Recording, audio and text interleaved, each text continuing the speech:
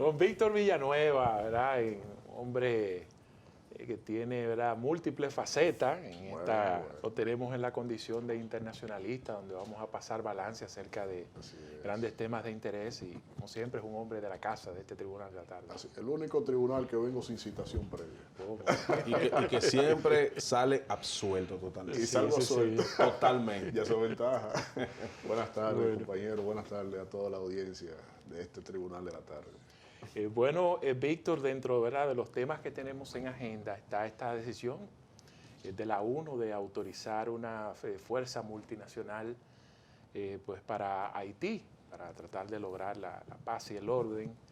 Y quisiéramos, desde tu punto de vista, pues un comentario en general acerca de esta decisión y sus pros y sus contras. Bueno, tiene una alta relevancia, dado a las circunstancias que tiene el Estado haitiano, diciendo Estado por su heredad en condición de república.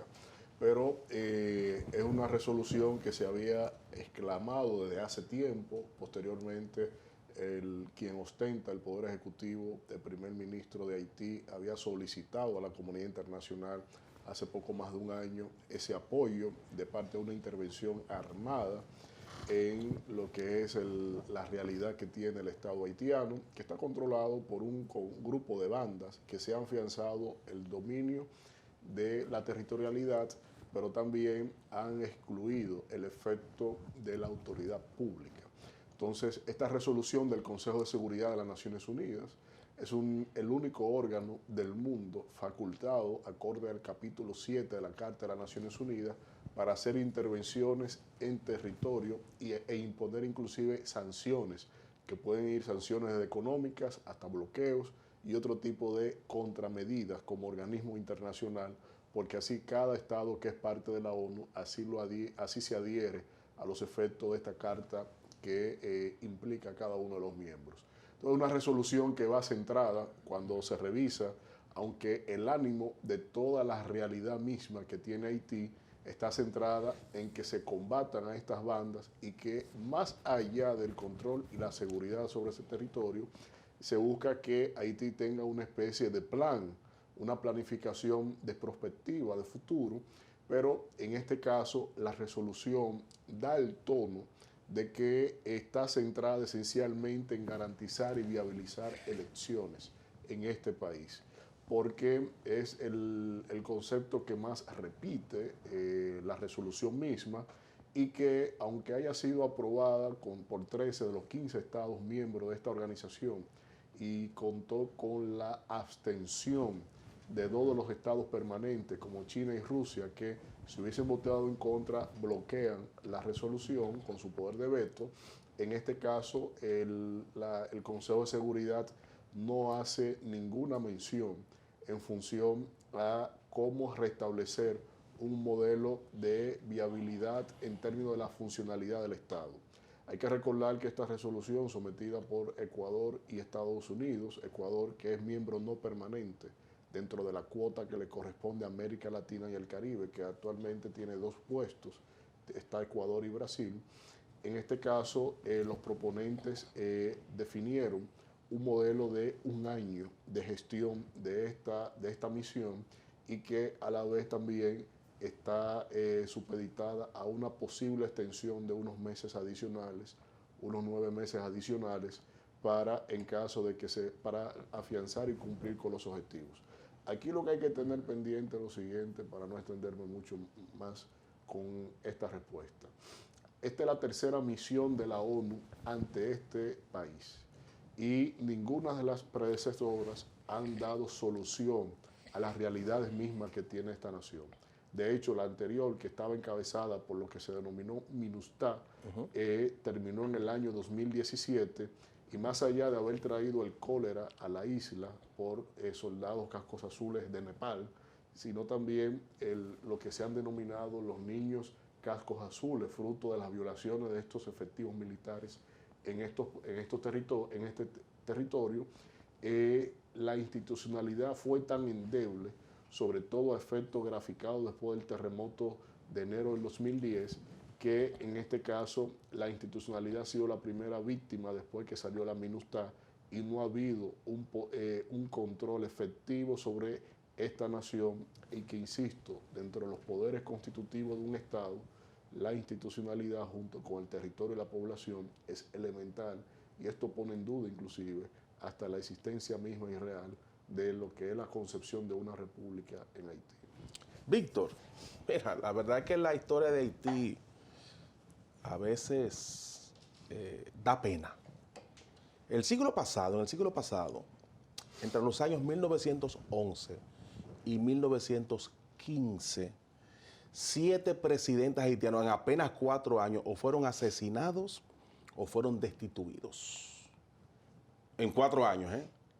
Se llevaron 7 presidentes haitianos. Entonces, ahí la ONU interviene en el 1915, hasta el 34. 3 ocasiones. No, es que eso fue Estados Unidos. Estados Unidos interviene, interviene Estados Unidos. 45, sí.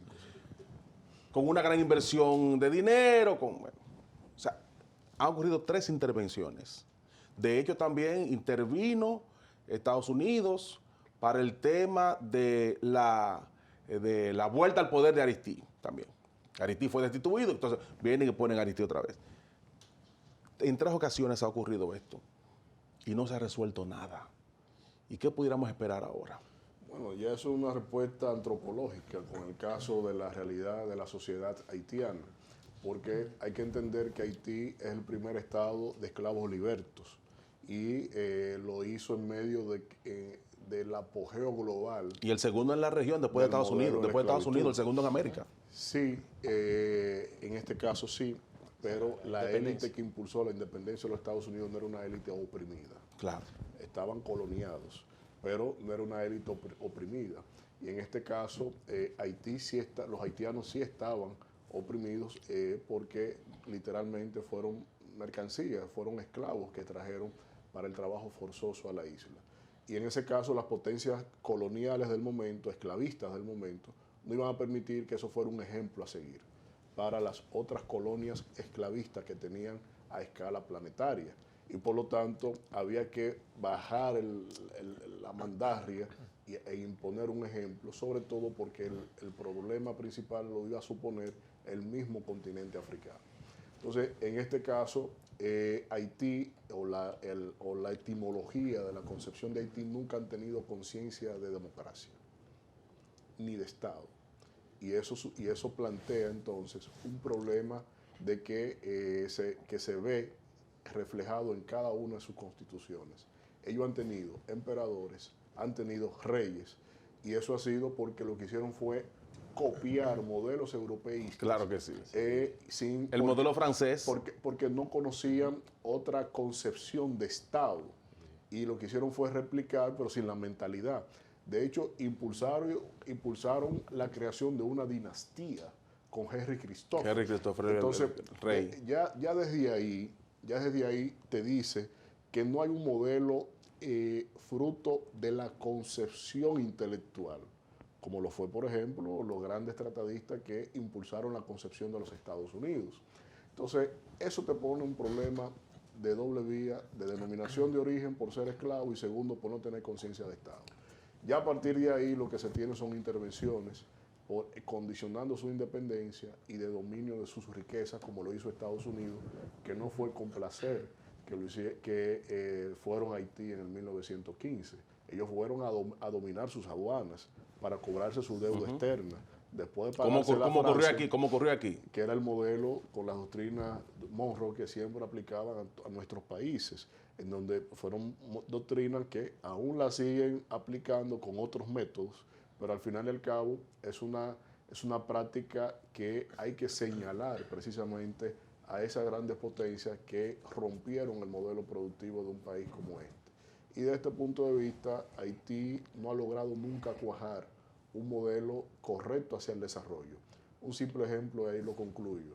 Nosotros tuvimos dictaduras en paralelo con los Duvalier y con Trujillo. Trujillo creó institucionalidad. Con todo lo desdeñable de la dictadura de Trujillo, que no la defiende, pero creó institucionalidad. Trujillo Sí. creó el Estado Dominicano. Los Duvalier no. El padre del Estado moderno. Claro. Los Duvalier no. No, porque se basaron, Víctor, en brujería, hechicería No y creer crearon- en todo ese tipo no de crearon en ese tipo de cosas. No creó un Estado, no creó institucionalidad, no edificó. Entonces, ya sobre eso, ya ahí inclusive, que Haití tenía mejor ingreso en Producto Interno Bruto que nosotros, es ahí donde República Dominicana repuntan indicadores de desarrollo económico. Y ahí todo lo que se ha devenido, porque entonces al no tener riquezas, se genera la insatisfacción colectiva y por lo tanto las insurrecciones son la norma común para satisfacer lo que se entiende que no está resultando desde la élite política de ese país. El anuncio de una intervención armada requiere de un presupuesto gigante Sí. en dólares. Y cómo nos preguntamos cómo se puede materializar eso. Eso lo puede garantizar la misma ONU que hizo la autorización, o eso va a depender de cada estado hacer sus Va a aportes. pasar como todas las misiones de paz que tiene en marcha las Naciones Unidas y ha tenido en marcha desde el 1945 a la fecha. Y es que depende de las donaciones de cada estado que participe en ella. Y eso es un problema medular que genera inestabilidad y por eso es que han fracasado tantas operaciones de paz en el mundo, porque no es endeble en términos financieros. Cuando tú me dices que Estados Unidos tiene 100 millones para eso, 100 millones lo van a mandar en equipo y otra parte se va a ir en pago a consultores Claro, y eso es. líquido, tal vez lleguen 7 Sí, millones sí, sí. a las calles, al Viático sistema y todo. financiero haitiano. Sí, porque Entonces, yo- al final y al cabo, eso no es ayuda de nada. Yo veo mucha gente albergando esperanza ahí, pero yo solo le grafico lo siguiente. Haití tiene, esa misión tiene ahora que pasar por el Congreso de cada uno de los estados que dijeron que podían aportar efectivos militares. Está supeditado que cada país autorice el envío de tropas en esa misión de paz de la ONU con ese mandato delineado hacia Haití. Segundo, Kenia dijo claramente en su visita inicial que hizo a Haití, expusieron claramente que solo se concentrarán en el cuidado de instituciones públicas. Eso no implica Los 1.000 soldados, enfrentamiento de bandas. los kenianos, van para allá a cuidar edificios. A cuidar edificios. Tercero,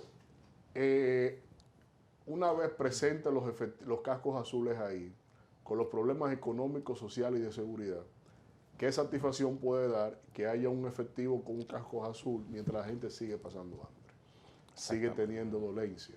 Entonces, mientras no haya un compromiso global con respecto a la situación de Haití, yo creo que podría hacer muy bien ahora el gobierno dominicano en convocar al liderazgo de América Latina y del Caribe a hacer una conferencia extraordinaria con respecto a la situación haitiana, aprovechando el punto de inflexión que significará a partir de enero la presencia de los cascos azules, para entonces crear toda una planificación y una aportación y una concientización global de aportaciones de organismos crediticios internacionales para el financiamiento de una reestructuración del Estado haitiano. Es el momento, porque tuvimos MINUSTAH, se hizo ese esfuerzo después del terremoto del 2010 con el liderazgo del presidente Fernández, pero aún así, a pesar de haberse comprometido la comunidad internacional con miles de millones de dólares, ese dinero no llegó, porque mientras Haití no tenga petróleo, no tenga otro tipo de atractivo geopolítico, más allá de ser un estado fallido, terra nullius, es decir, donde no existe más allá del 5% del espacio aéreo, terrestre y marítimo, la presencia del Estado, eso es muy útil en términos geopolíticos para potencias como Estados Unidos. Y tiene utilidades porque así se hacen transacciones en esos espacios en donde en jurisdicción estadounidense, por ejemplo, no es posible hacerlo por las regulaciones internacionales. Y yo me pregunto, esa importante inversión para la intervención y el pueblo haitiano pasando hambre y el pueblo haitiano queriendo cruzar para acá, A eso en calidad de indocumentados, a cargarnos a nosotros los problemas de salud de los haitianos, a cargarnos a nosotros gente que están aquí viviendo, trabajando, claro, trabajan de manera ardua, consumiendo sin pago de impuestos, no pagan impuestos. Usted emprende una empresa, Julio Ernesto, tenemos que pagar nuestros impuestos. sí. Y encima de esto, siendo parte del desorden, No, pero siendo parte del desorden que hay en la República Dominicana, entonces, sin ningún tipo de documentación, usted no sabe cómo se llama, usted no sabe de dónde viene Haití, de qué zona, usted no sabe si pasa algo, si delinque aquí, a dónde irá a buscarlo a Haití, dónde procurar un familiar de él. Entonces, ¿hasta qué punto, Víctor, más que intervenir Haití, más que llegar allí, intervenir, más que llegar allí, con soldados, aquí estamos, ¿hasta qué punto deberían de pensar más en no intervenir, sino invertir todo el dinero necesario para que esa gente echen para adelante, ellos allá en su lado y nosotros aquí en el nuestro? sobre eso nunca ha habido consenso en la comunidad internacional. No lo ha habido. No hay momento. Donde, insisto, después del terremoto del 2010, la experiencia más concreta en esa línea fue esa conferencia internacional que propició Leonel Fernández en un momento dado para el financiamiento del desarrollo de Haití. Y eso, el único que cumplió al 100% lo que se comprometió ahí fue República Dominicana con la universidad que se le donó y que luego, de manera descarada, la élite política del gobierno haitiano la nombra Henry Christophe. Mira. Entonces, eso nunca ha estado en el interés porque no hay recursos naturales, porque no tienen una incidencia financiera global, no tienen mano de obra cualificada, no hay algo que le diga a la comunidad internacional, en mis intereses te voy a ayudar para sacar esto. Aquí no hay buena fe. Mira. En el orden internacional eso no existe, es intereses. Todos van con intereses, cada uno. Víctor, Neto, perdóname que yo sé que Neto quiere preguntarte. Y yo siempre he dicho que Leonel Fernández, en vez de pensar con el tema de la universidad en Haití, en vez de pensar como un estadista, pensó como un intelectual. Pues debió construir un hospital allá, materno infantil, para las parturientas. Porque hubo países con mejor experiencia en hospitales que se comprometieron en esa conferencia a donarla. A hacer los hospitales. A hacer los hospitales. Claro que sí. Y nosotros aquí le hicimos a ellos una universidad. Porque era lo que en esencia ya ha quedado por compromiso. Y Leonel lo que dijo, bueno, la Universidad de Quisqueya se destruyó en el terremoto, pues vamos entonces a aportar las instalaciones para que continúe el desarrollo de esa universidad que desapareció. Y era una de las mejores universidades de todo el Caribe. Era una buena universidad, la Universidad de Quisqueya. Entonces, se hizo una aportación como un simbolismo para las nuevas generaciones, para que hubiese habido un antes y después en la formación intelectual de los haitianos. Y ha habido interés también de hacer aportes y eso. Lo que no hicieron los hospitales fueron otros. Han querido también contribuir y eso a los hospitales, pero quieren hacerlo del lado nuestro. Del lado nuestro, sí, así se bueno. Voy a aprovechar el tema, Víctor, porque una vez se produce el anuncio, automáticamente los voceros afines al gobierno se atribuyeron este logro al gobierno dominicano. Y pues aprovecho para, más allá del rol como jefe de Estado de Luis Abinader, ¿tú entiendes que tanto él y su gobierno en cuanto al manejo a Haití han buscado sacarle el filo para que eso se convierta en simpatía, en adeptos? Sí, pero hacen el ridículo hacia afuera. ¿Por qué? Porque una gestión como esta implica, por ejemplo, reuniones bilaterales. Y yo te pregunto, en este viaje a la Asamblea General de la ONU, el presidente Abinader tuvo reunión bilateral con Joe Biden, con Emmanuel Macron, con Justin Trudeau, tuvo reunión bilateral con Xi Jinping, tuvo reunión bilateral con Lavrov, que estuvo ahí por Putin, que son miembros del Consejo de Seguridad, miembros permanentes. Entonces, esa resolución no la propició él. De hecho, había un planteamiento de que se hiciera vía Brasil, que ya había encabezado la misión de la MINUSTAH en Haití. Pero Brasil, con el desaguiso diplomático, haber enviado a Eduardo Estrella a la toma de posesión a última hora a Brasil, Brasil cerró en términos amistosos cualquier interacción de complacencia, de placer con República Dominicana. Algo extrañísimo. Entonces, presidente de un poder legislativo, ¿no? No, representante. un Bueno, anacrónico rarísimo. totalmente, Sí. pero no vamos a entrar ahí. Ok. Pero la cuestión está en que el ejercicio diplomático de la República Dominicana, para abrogarse algún dato, más allá del enunciativo en cada discurso de que Haití hay que atenderlo, eso implica acciones. De hecho, aquí en este espacio señalé, cuando se realizó la cumbre iberoamericana en República Dominicana, en la declaración final de esa cumbre se estableció un documento donde se le daba respaldo a República Dominicana por la insurrección armada en Haití. Y yo señalé desde este espacio, dije, es la oportunidad de oro de este gobierno para tomar esa resolución, visitar a estos países miembros y comprometerlo en una agenda, tanto en el GRULAC como en los no alineados dentro de Naciones Unidas, para que propiciaran precisamente un movimiento de apoyo al desarrollo de Haití. No se hizo. El mismo mérito de esta administración en esa cumbre iberoamericana fue deshecho por inacción. Así aconteció en cuanto a la gestión de este tema en Naciones Unidas, por algo muy breve. República Dominicana no estableció agenda de trabajo de manera bilateral con ningún país con el tema haitiano, más allá que la reunión que sostuvo con el presidente de Kenia. Por lo tanto, ni siquiera en la mención que hizo el presidente Biden dedicada a Haití, ni siquiera en otras gestiones que se debieron haber hecho, es más, te lo digo como dato, ni siquiera reunión con la delegación de Haití en la ONU se ha establecido vínculos. Entonces, yo creo que cantar victoria sobre algo que no le pertenece debería ser realmente un llamado de atención para que la victoria sobre Haití represente una estabilidad en el tiempo y no una coyuntura de un año de una misión que no va a resolver los problemas estructurales.